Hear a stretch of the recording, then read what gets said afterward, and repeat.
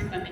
మరి నేను స్పెషల్గా ఎందుకు హరే కృష్ణ మహామంత్రమే చెప్తున్నాను, మీకు ఆలోచన రావాలి, మీకు ఆ డౌట్ రావాలి. ఎందుకంటే మనం కలియుగంలో ఉన్నాం. మనకి 4 యుగాలు ఉన్నాయి: సత్యయుగము, త్రేతాయుగము, ద్వాపర యుగము, కలియుగము. మనం కలియుగంలో ఉన్నాం. సత్యయుగంలో ఉండే వాళ్ళ యొక్క ఆయుష్ 1,00,000 సంవత్సరాలు. వాళ్ళకి 1,00,000 సంవత్సరాల ఆయుష్ ఉంది కాబట్టి వాళ్ళు అడవికి వెళ్ళి తపస్సు చేసేవాళ్ళు. మనం ఇప్పుడు అడవికి వెళ్ళి తపస్సు చేయలేము. 1 అవర్ అడవికి వెళ్ళాలంటే భయమేస్తుంది. ఎక్కడి నుంచి పులి వస్తుందో, ఎక్కడి నుంచి పాము వస్తుందో, కనీసం చీమ దోమ నేనైతే బొద్దంగా చూసి కూడా ఎగురుతాను. అలాంటి దుస్థితిలో ఉన్నాము. మనం అడవికి వెళ్ళి తపస్సు చేయగలుగుతామా? చేయలేము. అంటే మనము తపస్సు అనే పద్ధతి ద్వారా మనం భగవంతుని చేరుకోలేము.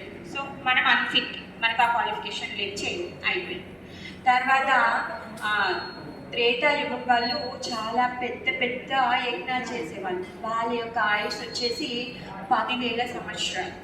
వాళ్ళు 100 సంవత్సరాలు యజ్ఞం చేసేవాళ్ళు. ఆ యజ్ఞానికి స్వచ్ఛమైన నెయ్యి ఉండేది, స్వచ్ఛమైన బ్రాహ్మణులు ఉండేవారు, చాలా స్వచ్ఛమైన ఉచ్చరితో మంత్రాలు వాళ్ళు చెప్పేవాళ్ళు. వాళ్ళు మంత్రంతోనే అగ్నిని వెలిగించేవాళ్ళు. మనకి ఇప్పుడు అంతా శక్తి లేదు, మనం అంత ఖర్చు చేయలేము, మన దగ్గర అంత బడ్జెట్ లేదు, 100 సంవత్సరాల యజ్ఞం మనం చేయలేము, అవునా కాదా? ఇంకా అంత ప్యూర్ అయిన నెయ్యి మన దగ్గర లేదు, అంత స్వచ్ఛమైన బ్రాహ్మణులు కూడా దొరకరు, ఎందుకంటే కలియుగం, అందుకు దొరకరు. అయిపోయింది. సెకండ్ కూడా ఫెయిల్. భగవంతుని పొందడానికి రెండో పద్ధతి కూడా మనం ఫెయిల్ అయిపోయాం, అన్ఫిట్.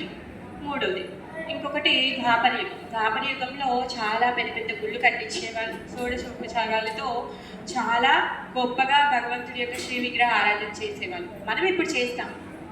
వాళ్ళు చేసిన తర్వాత మిగిలింది ఏమంటారు, తుదు మంత్రం లాంటి శ్రీ విగ్రహ ఆరాధన మనం చేస్తున్నాము. వాళ్ళు చేసేటటువంటి ఆరాధన ఏదైతే ఉందో మనం చేయలేమన్నమాట. ఎందుకంటే వాళ్ళు భగవంతుడికి నివేదించేటటువంటి ద్రవ్యాలు అయితే ఏదైతే ఉన్నాయో ఆ ద్రవ్యాలు ఎంత స్వచ్ఛంగా ఉండేటివి అంటే దాన్ని ఎవరు మలినపరచకుండా అంత స్వచ్ఛంగా వాళ్ళే స్వయంగా పండించి ఆ విధంగా స్వచ్ఛంగా వాళ్ళు ఆఫర్ చేసేవాళ్ళు, భగవంతుడికి నివేదన పెట్టేవాళ్ళు. మన దగ్గర ఇప్పుడు అలాంటి స్వచ్ఛమైన నివేదన మనం అర్పించలేము. సో దానికి కూడా మనం అన్క్వాలిఫైడ్, ఎందుకంటే ప్యూరిటీ లేదు మన దగ్గర.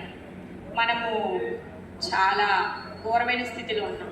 మిగిలినట్టి కలియుగంలో ఉన్నాము. మన ఆయుష్ ఎంత తీరా చూస్తే 100 సంవత్సరాలు. మరి 100 సంవత్సరాలు ఎవరు ఉంటున్నారు కూడా తెలియదు నాకు. ఎందుకంటే 12-13 సంవత్సరాల పిల్లలు కూడా పోతున్నారు, చిన్న చిన్న పిల్లలు పోతున్నారు. గ్యారెంటీ లేదు లైఫ్కి, ఎప్పుడు ఏమవుతుందో మనకు తెలియదు. మన ఆయుష్ చాలా తక్కువ. మనము తపస్సు యజ్ఞాలు చేయలేము. అలా అని చెప్పేసి వేదాలు చదవగలుగుతామా అంటే వేదాలని ధారణ చేసే శక్తి మనకు లేదు. 4 వేదాలు ఉన్నాయి. ఒక వేదం చదువుకోవాలంటే 14 సంవత్సరాలు మన సమయాన్ని ఇవ్వాలి. మన వయస్సు ఎంత? 4 వేదాలు చదవడానికి 14 × 4. మనం ఎప్పుడు పెద్దగా అవుతాము, ఎప్పుడు ధారణ చేస్తాము, 4 వేదాలు ఎప్పుడు చదువుతాము? అంతా 4 వేదాలు చదివిన తర్వాత దేవాది దేవుడు ఎవరో తెలుసుకొని అప్పుడు భగవంతుడి మీద ధ్యానం చేయాలి అంటే మన ఆయుష్ సరిపోదు. మన దగ్గర అంత ధారణ లేదు, అంత శ్రద్ధ కూడా లేదు. మనం ఎంత శ్రద్ధ లేని మనుషులం అంటే మన భగవంతుడి దర్శనం చేసుకునేటప్పుడు కూడా వాట్సాప్లో చిన్న టింక్ మన వస్తే మనం డిస్ట్రాక్ట్ అయిపోతాం. భగవంతుడి దర్శనాన్ని కూడా మనం కంప్లీట్గా చేసుకోలేము. అంత డిస్టర్బ్డ్ సోల్స్ అనమాట మనం. అంటే కాన్సన్ట్రేషన్ అసలు లేనే లేదు. అందుకే భగవంతుడు పరమ దయాలు అనమాట. కలియుగంలో చైతన్య మహాప్రభు రూపంలో వచ్చి తను మనకి హరే కృష్ణ మహామంత్రాన్ని ఇచ్చారు. అదేంటండి, మేము చిన్నప్పటి నుంచి హరే రామ మంత్రం తెలుసు, మాకు హరే రామ నుంచి మొదలవుతుంది, మీరు కొత్తగా మాకు హరే కృష్ణ మహామంత్రం అని చెప్తున్నారేంటి? సందేహం రావాలి మీకు.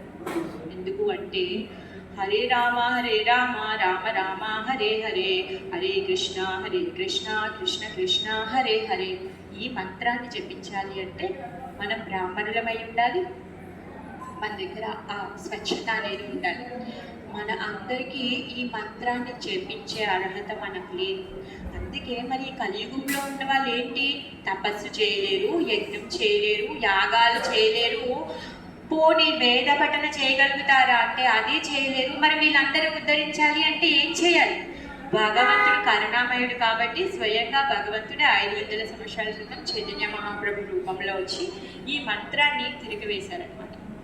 అలా సో ఆ విధంగా ఈ మంత్రము మనకి భగవంతుడు హరే కృష్ణ కృష్ణ కృష్ణ హరే హరే హరే రామ రామ రామ హరే హరే అనే మంత్రాన్ని మనకిచ్చారు. ఈ మంత్రాన్ని జపమాల మీద మనము మీకు జపమాలలు ఇస్తాను. ఈ జపమాలలో 108 పూసలు ఉంటాయి. మీరు ఈ మంత్రాన్ని మొత్తం 108 పూసల మీద చెప్తే ఒక మాల మంత్రం అవుతుంది అనమాట. అయితే ఈ మంత్ర జపము, ఒక మాల జపము మీరు మీ ఇంటి దగ్గర చేసుకున్నారనుకోండి, ఒక 100% లాభం వచ్చింది. అదే మీరు ఇప్పుడు హరిద్వార్లో, గంగోత్రిలో, యమునోత్రిలో, కేదార్నాథ్లో, బద్రీనాథ్లో చేసుకున్నారనుకోండి, 100 × 10,000 అంత లాభం వస్తుంది.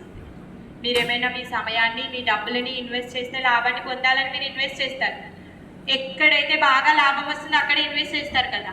సో అదేవిధంగా ఇప్పుడు మనకున్న ఈ నెక్స్ట్ 12 days సమయాన్ని మీకున్న ఏదైతే శ్రద్ధ ఉందో దాన్ని ఈ హరే కృష్ణ మహామంత్రం మీద మీరు ఇన్వెస్ట్ చేయండి. మీరు చాలా లాభాన్ని పొందుతారు. లాస్ట్ డే నేను అడుగుతాను, మీరు ఈ జపం చేశాక మీ ఫీలింగ్స్ ఏంటి? ఓకేనా? ఎందుకంటే భగవంతుడి యొక్క నామానికి భేదం లేదు. ఇప్పుడు నా పేరు రాధాప్రియ, నాకు నా పేరుకి భేదం ఉంది. భగవంతుడి యొక్క పేరు కాబట్టి నాకు మా గురువు గారు ఇచ్చారు, అది ఓకే. అయితే ఇప్పుడు రాధాప్రియ మాతాజీ అని పిలిచి మీరు ఏదైనా అడిగితే నేను సమాధానం చెప్తాను. నా పేరు పిలిచి అడిగితే సమాధానం చెప్పదు పేరు.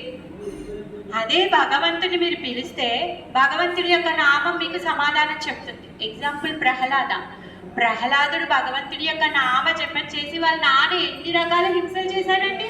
గుట్ట మించి ఇసిరేశాడు, నిప్పుల్లో వేశాడు, బాముతో కరిపించాడు, ఏనుగుతో తొక్కించాడు, విషాన్నం పెట్టాడు, ఎన్ని చేశాడు. అయినా కానీ భగవంతుడు అనుక్షణము కాపాడుతూ వచ్చాడు. అదేవిధంగా భగవంతుడి యొక్క నామంకి భగవంతునికి భేదం లేదు. అందుకే భగవంతుడి యొక్క నామ జపం చేయడం అంటే మనం భగవంతుడి సాన్నిధ్యంలో ఉన్నట్టు అర్థం అన్నమాట. సో మీ యొక్క సమయాన్ని ఇప్పుడు ఈ మంత్ర జపంలో మీరు వినియోగించండి. మనకు సమయం ఏది వెళ్దాము. మధ్యాహ్నం లంచ్ ప్లేస్లో నేను కంటిన్యూ చేస్తాను. ఓకేనా? హరే కృష్ణ. హరే కృష్ణ.